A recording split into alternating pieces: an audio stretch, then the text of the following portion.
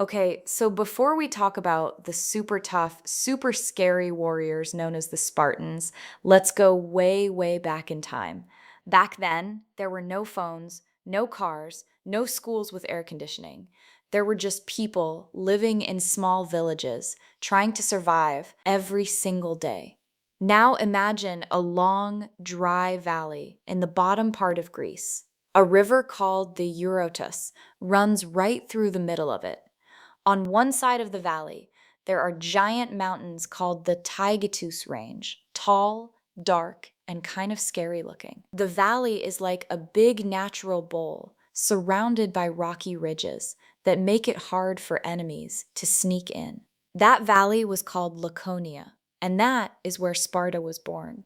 The people who lived there at the very beginning were not warriors yet. They were just regular folks, farmers growing grain, herders looking after goats and sheep, families living in simple stone and mud brick houses. They traded with their neighbors, argued with their neighbors, and sometimes fought with their neighbors. But something was coming, something that would change these ordinary valley people into something the whole ancient world would fear and admire. And it did not start with glory. It started with a choice, a really dark, really brutal choice that Sparta would have to live with forever. A long time before the Spartans showed up, the land of Greece was home to a completely different civilization. The Mycenaeans built enormous stone fortresses, ran complex trading networks across the Mediterranean Sea, kept written records on clay tablets, and went on famous adventures. But around 1200 BCE, the whole Mycenaean world collapsed. Not slowly and gently, but fast and violently. The big palaces were burned or abandoned. The trading networks fell apart. The people who knew how to read and write stopped teaching anyone else. It was like someone pressed a reset button on an entire civilization. Historians call what came next the Greek Dark Ages, and it lasted about 400 years. 400 years of smaller communities, less trade, fewer resources, and people just trying to hold things together. And then, slowly, like a fire coming back to life from dying embers, Greek civilization started to rebuild. New cities grew from old villages, trade routes reopened, people started writing again. And in the valley of the Eurotas, a group of communities slowly pulled together into something that would eventually call itself Sparta. After a long, cold, dark night, morning is finally coming. But this particular morning is going to grow into one of the most intense, most disciplined, and yes, one of the most frightening days in all of ancient history. Now, here is something really interesting. When a civilization is just starting out and it wants people to feel proud and loyal, what does it do? It tells stories, big stories, exciting stories, stories where the ancestors were heroes and gods, not just farmers scraping dirt. Sparta was really good at this.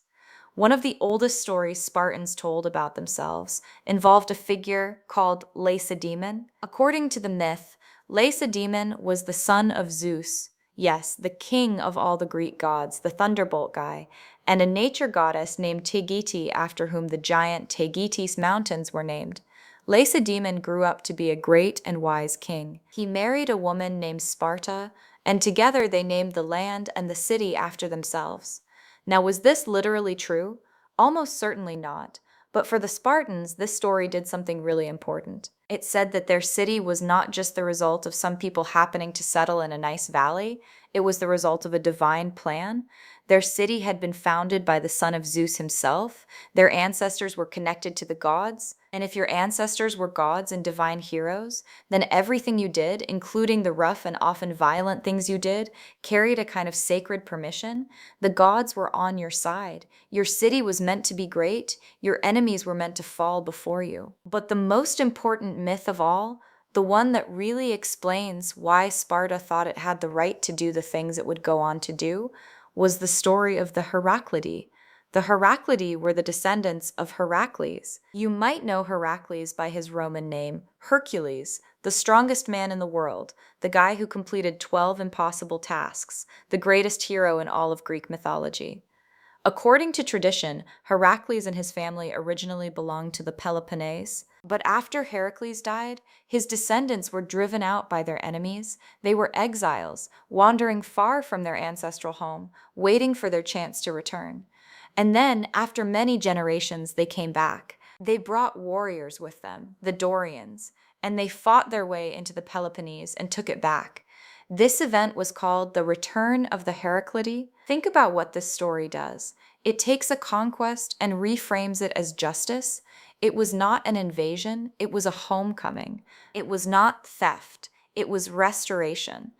The people who had been pushed off the land were just reclaiming what was rightfully theirs, what the gods had always promised them. That kind of story is incredibly powerful, because once you believe that your conquest is actually divine justice, there is almost nothing you will not do to defend and expand it. Okay, let us talk about the Dorians for a moment because they keep coming up and it is worth understanding who they actually were. In ancient Greece, Greek people did not think of themselves as just one big group called the Greeks. They divided themselves into smaller cultural and ethnic groups, each with its own dialect of the Greek language, its own traditions, and its own sense of identity. The three biggest groups were the Ionians, the Aeolians, and the Dorians. The Dorians were associated with the northern and western parts of the Greek world, and they eventually became the dominant group in much of the Peloponnese, including Laconia and Sparta.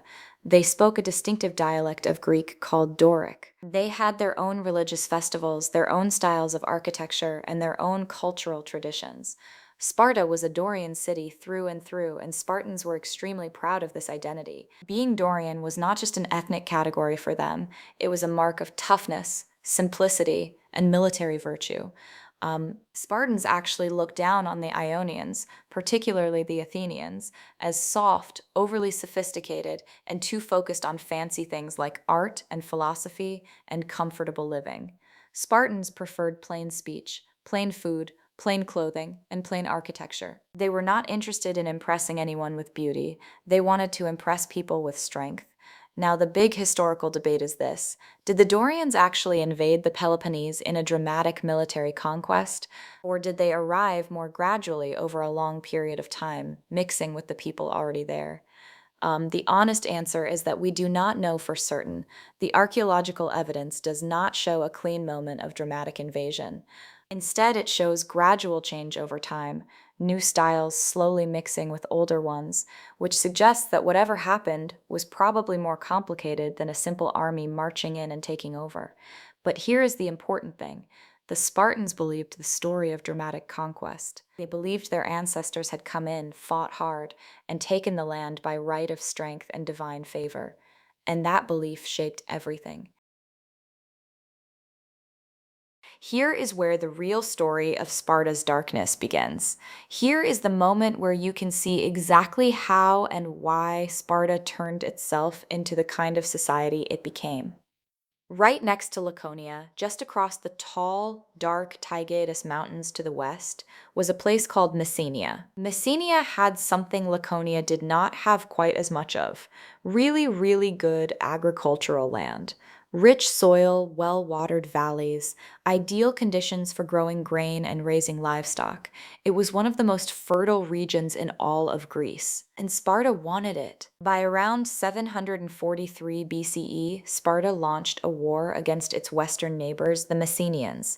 This conflict is called the First Messenian War, and while the ancient sources describing it are not always perfectly reliable, the broad fact of Spartan conquest is well established by historians. The Messenians were not barbarians or foreigners. They were Greeks, just like the Spartans. They spoke Greek, worshipped Greek gods, had Greek culture. But that did not matter. Sparta wanted their land. Sparta had a stronger military. And after years of fighting, Sparta won. What happened next is really important and really disturbing. The Spartans did not simply add Messenia to their territory and let the Messenians live as free people under Spartan rule. Instead, they reduced a large portion of the Messenian population to a status of near slavery. These enslaved people were called Helots. Now, what is a Helot? Think of it like this. Imagine you have a farm, and suddenly a much more powerful neighbor comes along, pushes you off your land, and says, "You can stay here and work this farm, but now you work for me. You give me most of what you grow. You cannot leave. You cannot own anything. And if you cause any trouble, I can have you killed." That is roughly what it meant to be a Helot. Helots were not bought and sold the way enslaved people sometimes were in other ancient societies. They were tied to the land itself, owned collectively by the Spartan state. Every Spartan citizen received a portion of state land, and with that land came Helots to work it. The Helots delivered a fixed amount of their harvest to the Spartan citizens. Ancient sources say it was around half of everything they produced, and kept the rest for themselves. On the surface, that might not sound quite as bad as some forms of slavery, but the Helots also had to endure constant humiliation. According to ancient sources, they were required to wear distinctive clothing so everyone could always identify them as unfree. They were sometimes forced to drink wine in excess in front of Spartan youth to demonstrate the ugliness of drunkenness. They could be killed by Spartan citizens for almost any reason. And the number of Helots was absolutely enormous compared to the number of Spartan citizens. Some ancient writers say there were 7 Helots for every 1 Spartan. Sparta was sitting on top of a volcano, and the volcano did not stay quiet for long. About 50 years after the First Messenian War, the Helots exploded. The Second Messenian War began somewhere around 685 BCE, and it was the kind of crisis that makes a civilization ask itself a very serious question. Are we going to survive this? The Messenians found a leader. His name was Aristomenes, and ancient sources describe him as a brilliant military commander and an almost legendary symbol of resistance. He led the Helots and free Messenians in a revolt against Spartan control that lasted for years. Some ancient accounts say as many as 17 years. And there were moments when it seemed like Sparta might actually lose. Think about what that means. The most feared military society in Greece nearly got overthrown by the people it had enslaved. The Spartan army, the same army that would later stand at Thermopylae and make the whole Persian Empire hold its breath, came close to being destroyed by farmers and shepherds fighting to reclaim their freedom. There is a poet named Tyrtaeus who actually lived through this period and whose fragments of writing survive today. His poems are fascinating because they are so clearly trying to pump up Spartan soldiers who are scared. He writes about the shame of running away, the duty to stand firm, the terrible consequences of defeat. These are not the calm, confident words of a civilization that feels unstoppable. These are the urgent, desperate words of a people who are genuinely frightened. Sparta eventually crushed the revolt, but it took everything they had, and when it was over, the Spartans sat down and had what must have been a very difficult collective conversation.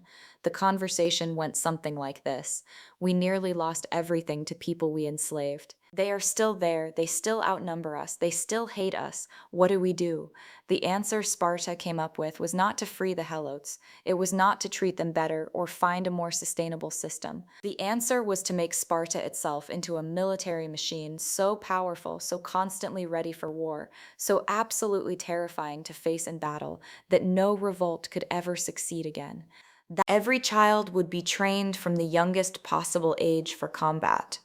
The whole society would reorganize itself around the single goal of maintaining absolute military dominance over foreign enemies, yes, but first and most urgently over the enslaved people living and working right in the middle of Spartan territory.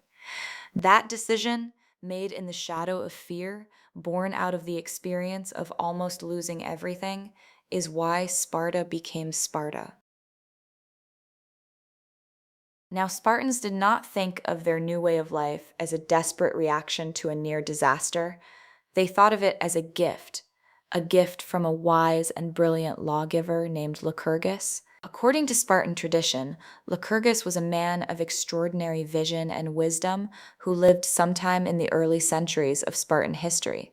He saw that Sparta was disorganized, unfair, and vulnerable, so he designed a completely new system for how Spartan society should work. He then traveled to the famous oracle at Delphi, a sacred place where the Greeks believed a priestess could communicate messages from the god Apollo, and the oracle approved his new laws, calling Lycurgus beloved by the gods. When he came back to Sparta, Lycurgus introduced everything: the Agoge, the system of training boys for war; the Sycedia, the communal dining halls where all Spartan men ate together; the equal distribution of land among citizens; the council of elders; the two kings ruling jointly. He basically redesigned all of Spartan society from the ground up. And then, according to the story, he made the Spartans swear never to change his laws until he returned from one final journey.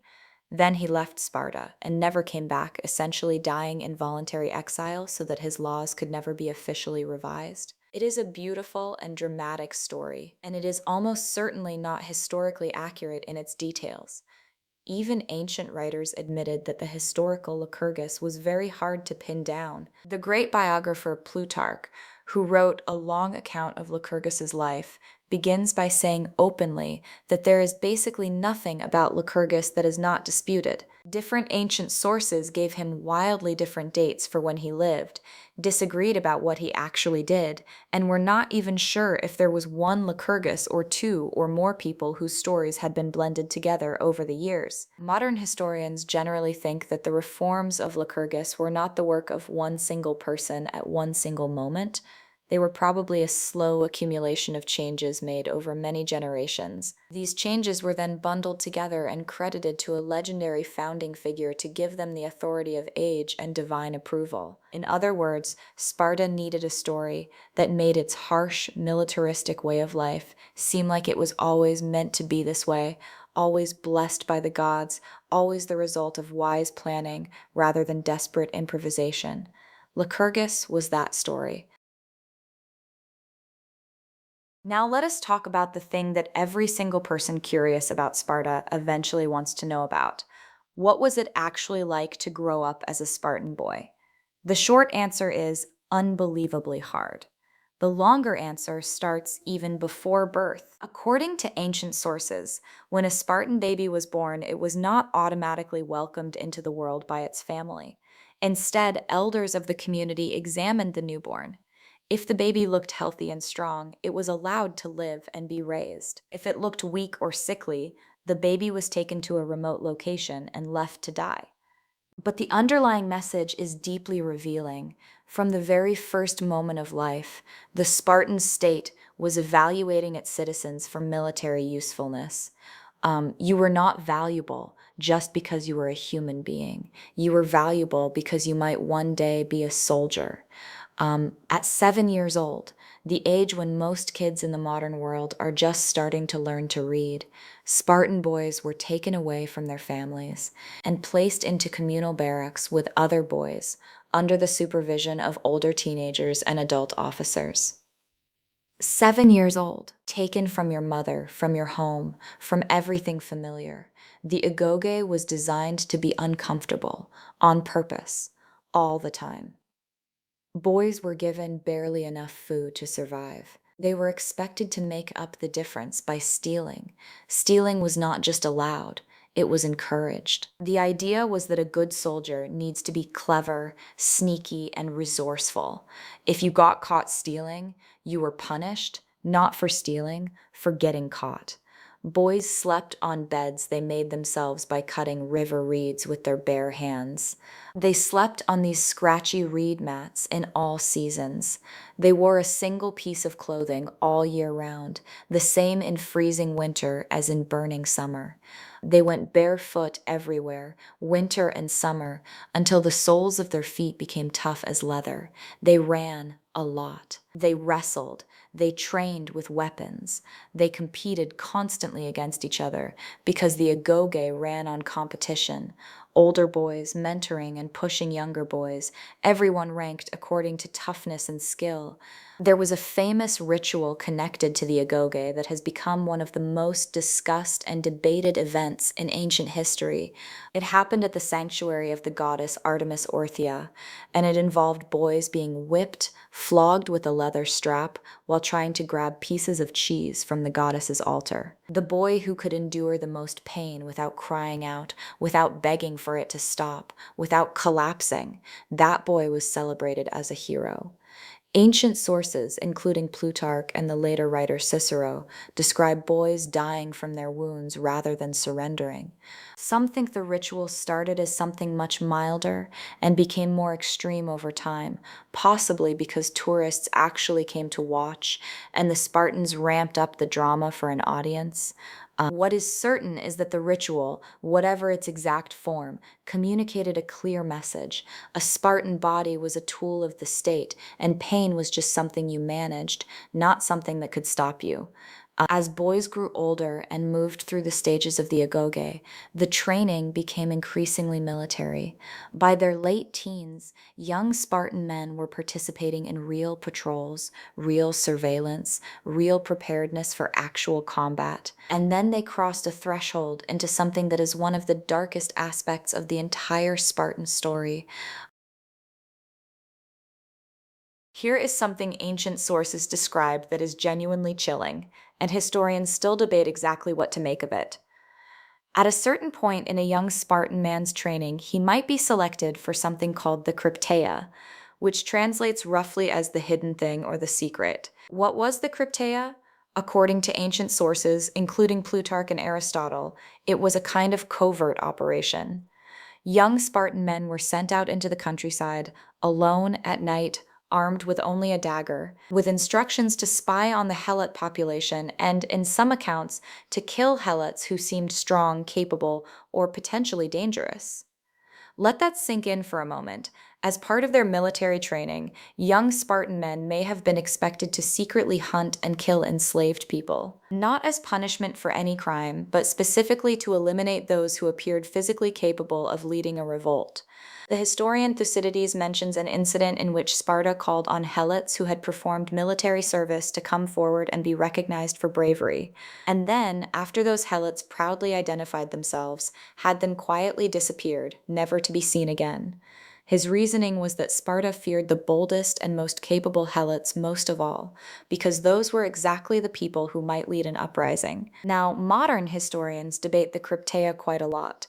Some argue that the ancient sources exaggerate or misunderstand what it actually was. Some think it may have been more of a survival training exercise, young men roughing it in the wild that got connected to violence against Helots in later, possibly distorted accounts. Others take the ancient sources at something closer to face value and see it as a genuine instrument of state terror.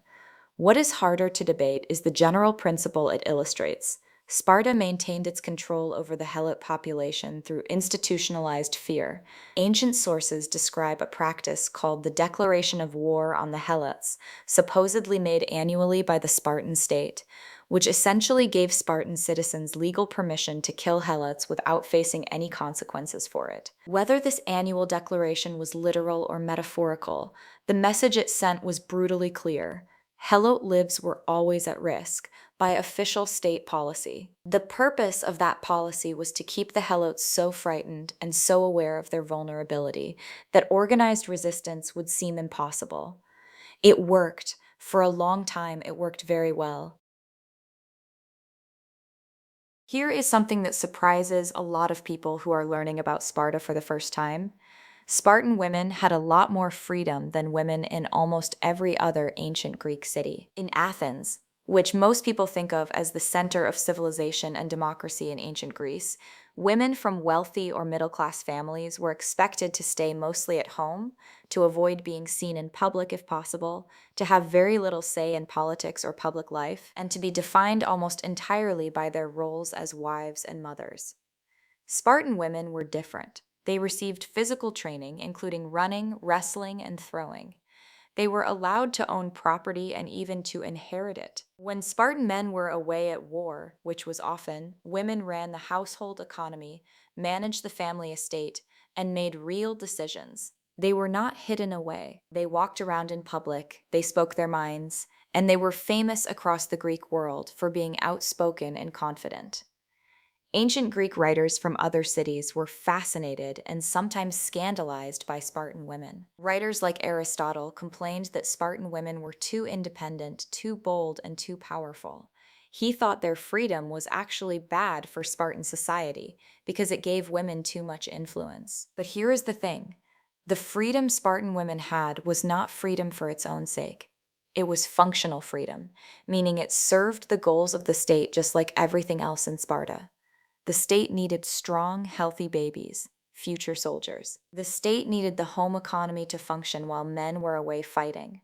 The state needed mothers who would raise sons with courage and dedication to Sparta. There are famous stories, maybe legendary, maybe real, about Spartan mothers. One famous saying attributed to Spartan mothers was that they would hand their sons their shields before battle and say, "Come back with it," or "on it," meaning, come back victorious with your shield, or come back dead, carried on your shield. Surrendering and coming home alive without your shield was not acceptable. That attitude tells you a lot about how deeply the military values of Sparta had penetrated every level of society, right down to the most intimate relationships between parents and children. By the time Sparta reached its mature form, sometime in the 6th century BCE, it had developed into a society unlike anything else in the Greek world, and at the center of that society was a very carefully maintained idea, reverent, that all Spartan citizens were equal. This equality was called homoioi, which means the similars or the equals. Every Spartan male citizen who had completed the Agoge received an equal allotment of state land. The Helots who worked that land delivered a set amount of produce to the citizen. This was supposed to give every citizen the same basic economic foundation, so that no citizen would be too rich or too poor, and wealth differences would not destroy the sense of community. Every Spartan citizen was also required to eat his meals not at home with his family, but in a communal dining hall called a syssician with his military unit. The food was deliberately simple. The most famous dish was something called black broth, which ancient sources describe as a thick soup made from pork, blood, vinegar, and salt. Visitors to Sparta who tasted it reportedly said they finally understood why Spartans were so eager to die in battle, because nothing could be worse than having to eat that food for another day. That is probably a joke, but it captures something real about the communal dining system. It was designed to prevent citizens from developing tastes for luxury, to reinforce the idea that every citizen was the same as every other citizen, and to maintain the tight military unit bonds that Sparta depended on in battle. But this equality had limits that are very important to understand.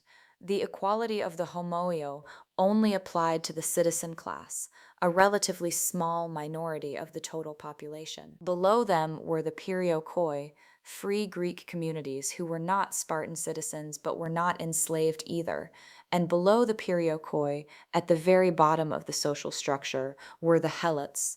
The entire equality of Spartan citizenship was built on the foundation of Helot labor. The homoio were equal to each other because the Helots were not equal to anyone.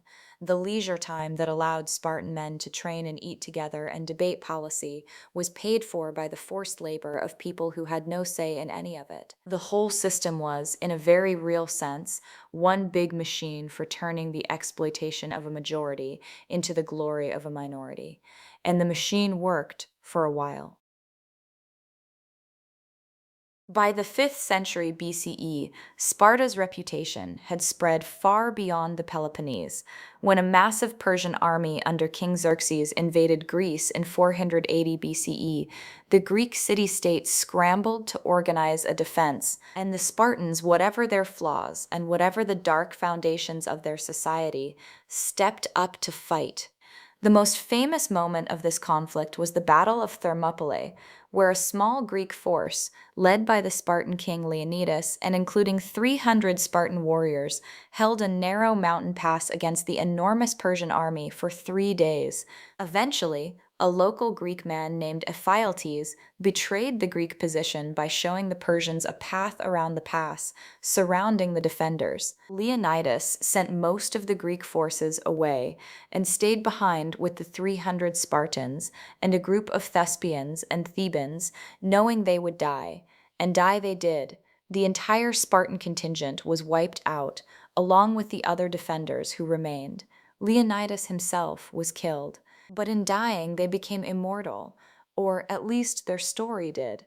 They were nome mio. The Battle of Thermopylae became one of the most retold military stories in all of human history. A small force choosing death over surrender, holding their ground out of duty and pride and love for their city, buying time for the rest of Greece to organize a more effective defense. The ancient historian Herodotus tells the story with obvious admiration, and he includes remarkable details, like a Persian messenger warning Leonidas that the Persian arrow volleys would be so thick they would block out the sun, reverent, and Leonidas responding that this was good news because then the Spartans would fight in the shade. Whether that exchange actually happened or was a later addition to the legend, it captures the Spartan spirit perfectly. Hushed, facing death not with despair but with dark humor, not with trembling but with steady, almost frightening calm. The 300 Spartans at Thermopylae became a symbol of Greek resistance, Greek courage, and Greek identity, but they were also the product of everything that had come before: the Messenian Wars, the Agoge, the communal dining halls, the flogging rituals, the Helot terror. You cannot have Thermopylae without the whole dark system that created men capable of standing there. Nothing lasts forever, not even Sparta. For most of the 6th and 5th centuries BCE, Sparta was the undisputed military superpower of mainland Greece. It led the Peloponnesian League, a powerful alliance of city-states in southern Greece. It defeated Athens in the long Peloponnesian War, which ended in 4004 BCE. At that point, Sparta was at the absolute peak of its power. But peak moments in history are often the moment just before things start to go wrong. And Sparta had problems it had been ignoring for a long time, problems that were now finally catching up to it. The first and most serious was the shrinking of the Spartan citizen class, the homoiai. Over the generations, the number of Spartiates declined steadily. Spartan men died in wars. Some families lost their land and could no longer afford the mess contribution, and the birth rate seems to have been insufficient to replace the losses. By the 4th century BCE, ancient sources suggest that the number of full Spartan citizens had dropped dramatically from several thousand to perhaps only a few hundred. A military society that runs on citizen soldiers has a serious problem when the pool of citizens shrinks. The fatal moment came in 371 BCE at the Battle of Leuctra in central Greece. A Theban general named Epaminondas had developed a new military formation, concentrating his best troops in an unusually deep column on one wing, specifically designed to smash through the Spartan part of an opposing line, which by tradition held the position of honor on the right flank. And it worked. Spectacularly, devastatingly, and historically. At Leuctra, the Spartan army, which had not suffered a major defeat in open battle for generations, was broken. 400 of the approximately 700 full Spartan citizens present in the battle were killed. For a citizen class that may have numbered only a few thousand at most, losing 400 men in a single afternoon was catastrophic. Ancient sources describe the news arriving in Sparta during a religious festival, and the Spartan authorities ordering the festival to continue, the families of the dead to show no sign of grief, while the families of survivors who had escaped the battle were told to look ashamed. Even in disaster, the performance of Spartan toughness had to go on, but the performance could not hide the reality. After Leuctra, Sparta never fully recovered its old dominance. Epaminondas invaded the Peloponnese, liberated Messenia, freeing the Helots who had been the foundation of Spartan power for more than 3 centuries, and built a new city called Megalopolis as a power center to keep Sparta hemmed in. Without Messenia and without its Helot labor force, Sparta's economic and military foundation crumbled. The great Spartan machine, built on conquest and fear and extraordinary human sacrifice over 6 or 7 centuries, came apart in a surprisingly short time once its foundations were removed. So why do we still talk about Sparta? Why is it still fascinating more than 2,000 years after the last Spartan warrior hung up his spear? Part of the answer is the mythology, the stories, the heroics, the almost superhuman discipline that still captures people's imaginations. Thermopylae remains one of the most told military stories in history. The image of the Spartan warrior standing firm against impossible odds is one of the most powerful images in all of human memory. But part of the answer is something more complicated and more honest. Sparta is fascinating because it is an extreme example of something that humans have done throughout history. Take a society, organize it completely around a single idea, and then push that idea as far as it will go. Sparta's single idea was military excellence, and it pushed that idea far enough to create boys who could endure flogging without crying, men who could joke in the face of death, mothers who told their sons to come home on their shields or not at all. In doing so, Sparta created something genuinely impressive and genuinely terrifying in equal measure.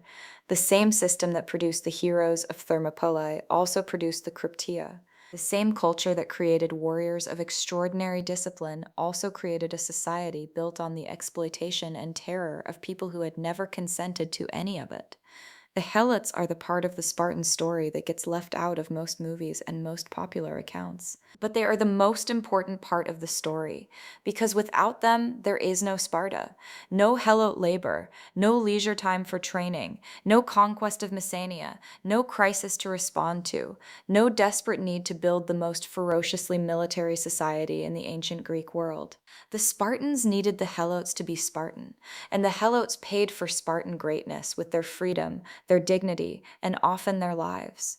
That is the true origin of the Spartans, not divine ancestors and the sons of Zeus, though those stories are beautiful and worth knowing. Not a wise lawgiver arriving with a perfect plan, though the institutions he supposedly created were genuinely remarkable in their coherence and discipline. The true origin of the Spartans is a small community that made a choice, a dark, violent, lasting choice, and then built an entire civilization around making that choice work. They built something extraordinary, and they built it out of something very dark indeed. That is the story of Sparta, not just a story about warriors, but a story about what humans will do to survive, to dominate, and to turn fear into power. If you made it all the way to the end of this video, you are the kind of person this channel exists for. Someone who wants the real story, not just the highlight reel. Hit that like button, subscribe to Dreamtime Documents, and ring the notification bell so you never miss a deep dive into history's most fascinating and most complicated stories. Good night.